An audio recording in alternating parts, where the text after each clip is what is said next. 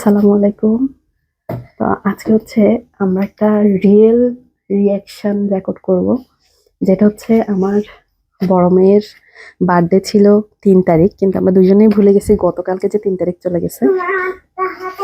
So আজকে সেটা জানে না ৩ তারিখ চলে গেছে, সেজন্য আজকে তার জন্য একটা সারপ্রাইজ কেক আনা হয়েছে। এখন তাকে সারপ্রাইজ দেওয়া হবে। দেখি, সে কিন্তু মোটেই কিছু জানে না, তো তাকে সারপ্রাইজ দেওয়া হবে।